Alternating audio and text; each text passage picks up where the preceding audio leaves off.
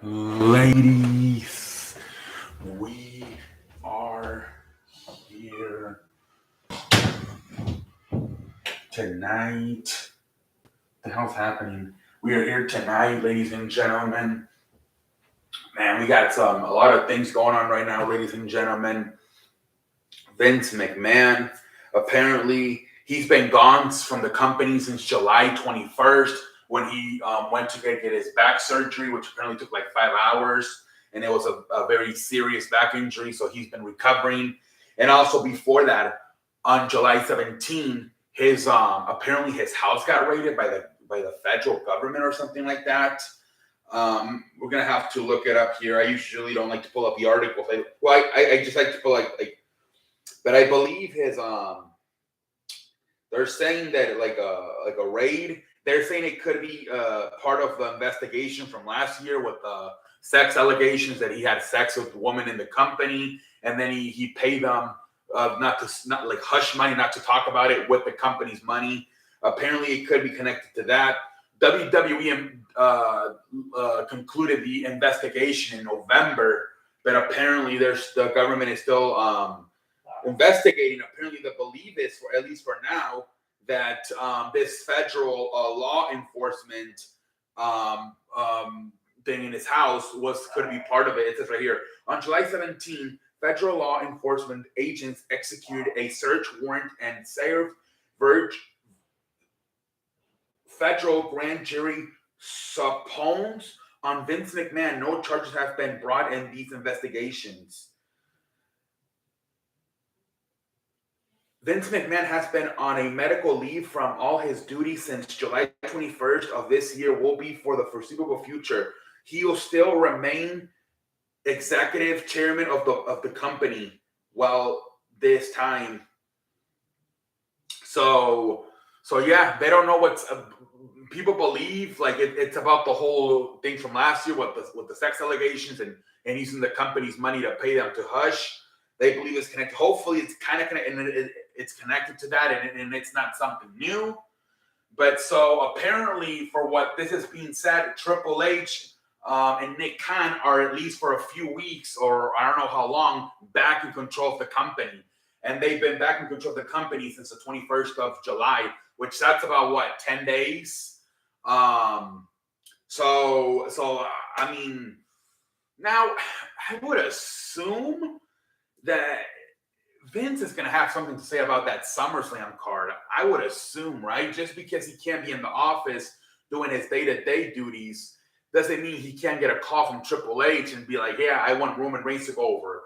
I want blah, blah, blah to go over. I want Seth Rollins to go over. You know what I mean? I still think he's going to have some say when it comes to like the card. Maybe like the last few weeks, he hasn't maybe done much with like Raw and SmackDown. He's left that all to like Triple H and the writers and producers. But I'm guessing with a big show like this is one of their top 3 shows of the year, SummerSlam. I'm guessing he's gonna have to say. I'm guessing he's gonna like it's just a Saturday in the afternoon. Get on the phone with Triple H and maybe some other people and be like, yeah, just go over the card. Who's gonna go over? I have a feeling he can still do that. Like he's probably worst case scenario. He's probably laying in bed, right? He can still grab the phone and talk, right? So I would assume that there might be some exaggeration where he's not doing anything. I still think he has to say with especially like a big show like SummerSlam who's going over and who's not.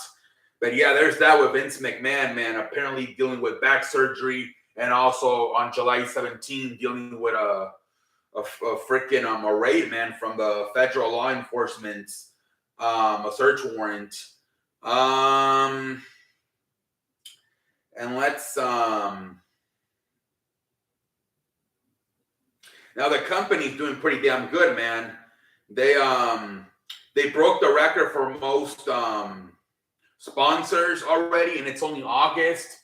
The fact that there's still like 3-4 months in the year, and they already broke the record for most money made by sponsorship. That's fantastic.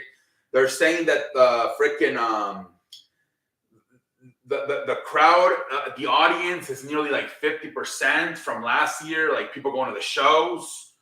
the company's doing really good, man. It seems like every Raw, every SmackDown, they break a record in that city for the most attended or the most made money via tickets for Monday Night Raw or SmackDown.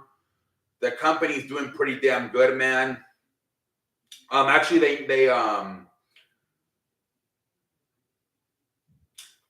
so yeah, man. I mean, just Vince McMahon needs to behave better, I guess. But anyways, ladies and gentlemen, let's move along here tonight with some other stuff going around the world of wrestling. Let's see here. So they are Seth. Let's see here. They are starting to talk about stuff for All In, which is coming in like literally like what 3 to 4 weeks from Wembley Stadium. They're talking about RVD, Rob Van Dam making an appearance and possibly wrestling Jungle Boy Jack Perry. That's a match they talked about. Also, FTR versus the Young Bucks is also another match they talked about. And then obviously the one that I mentioned last week, Chris Jericho versus Will Ospreay, has also been talked about. Dave Meltzer said something about matches starting to be announced tonight on Dynamite. He said matches are going to start being announced, but as of right now, those appear to be the rumor matches. Rob Van Dam versus Jungle Boy Jack Perry, Chris Jericho versus Will Ospreay, and the Young Bucks versus FTR. Moving forward, Seth Rollins talked about it in an interview how last year from like January to like April, May, he was very frustrated with the company. He said, I felt lost. He said until like around April when I got into that feud with Cody Rhodes, I felt like, okay, I got some momentum. But he said I was very frustrated from like January to like April that like literally there was nothing for me to do. And then obviously then when Cody Rhodes signed with the company, then he's like, okay, I finally started this feud with Cody Rhodes. But he said he did have a conversation with people within the company about him being frustrated about like not knowing what direction his career was going in for about 3 months there. And then obviously later on in the year, remember, he wasn't able to be on SummerSlam, remember? So yeah, so maybe perhaps they're rewarding him right now being the world champion. And he's only been world champion for what, 2-3 months, so I don't see him losing at now, although it would be a fantastic storyline, like I said on in the few days ago, to have the Finn Balor, the world champion, and at the same time the Money in the Bank briefcase holder, Damian Priest, literally in the same faction, and not knowing when he can stab you in the back and cash in. So we'll see what they go with. Whether they want to do that type of storyline or they want to keep having Seth Rollins as their champion.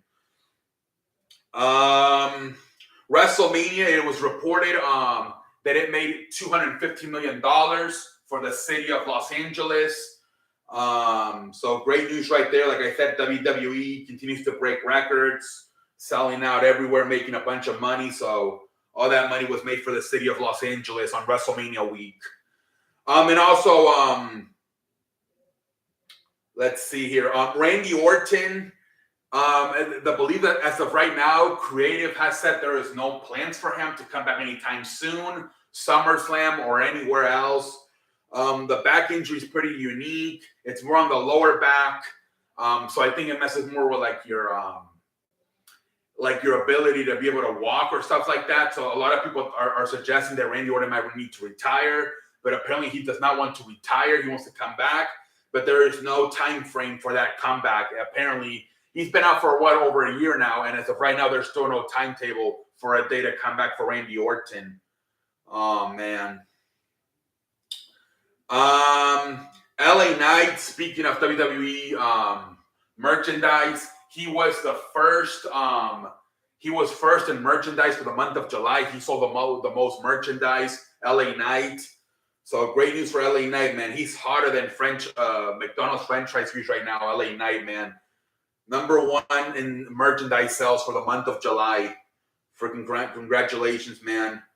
Kurt Angle said that he thinks WWE should even focus more on pushing Baron Corbin. That I think they should focus even more than they're doing.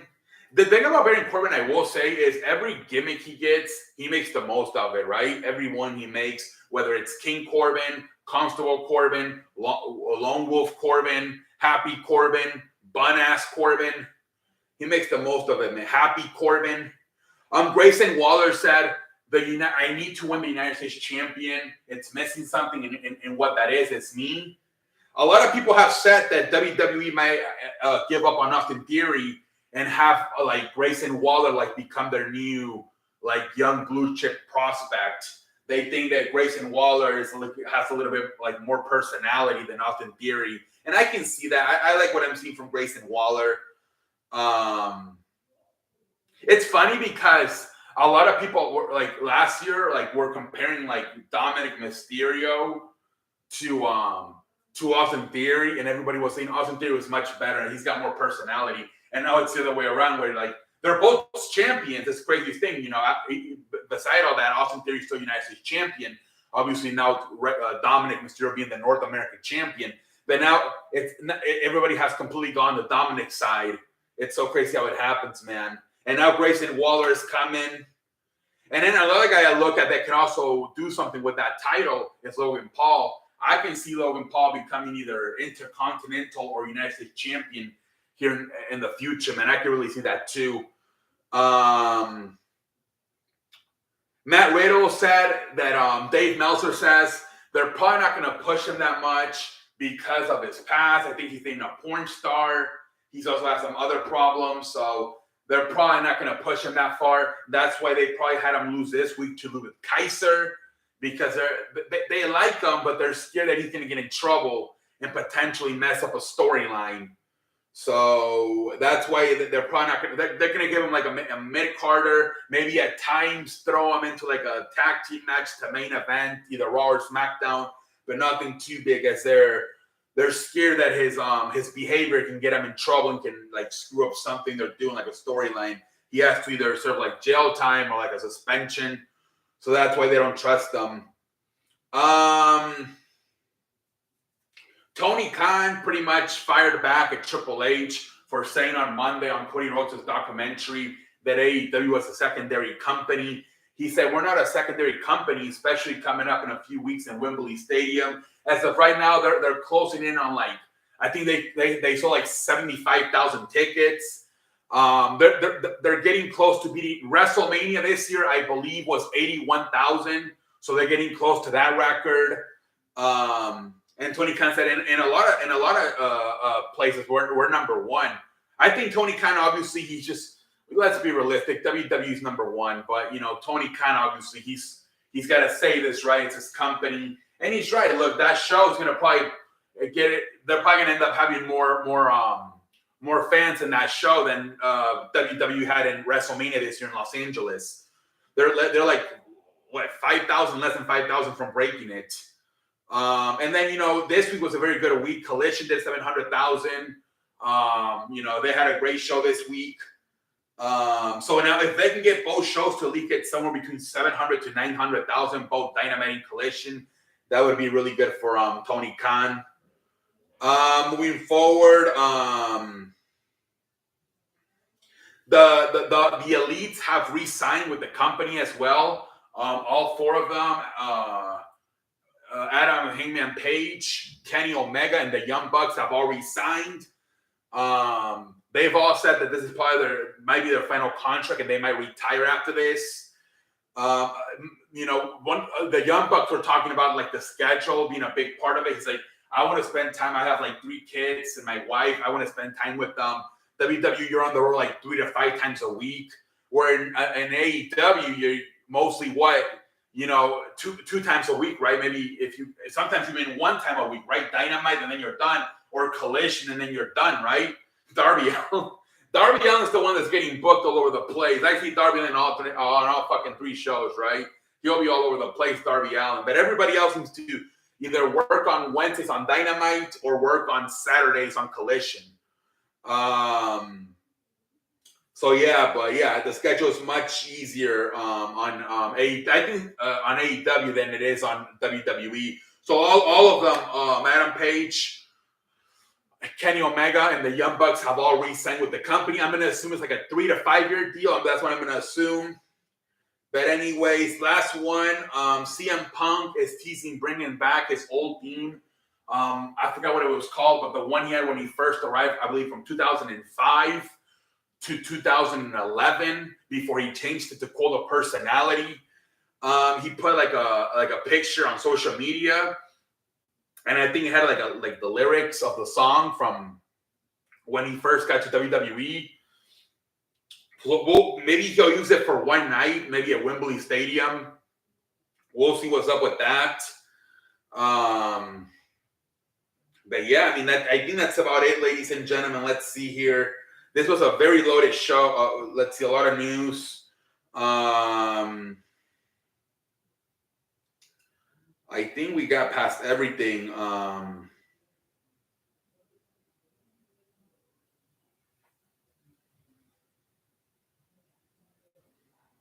Let's see here, ladies and gentlemen. All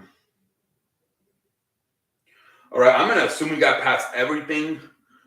But yeah, ladies and gentlemen, I'm finished.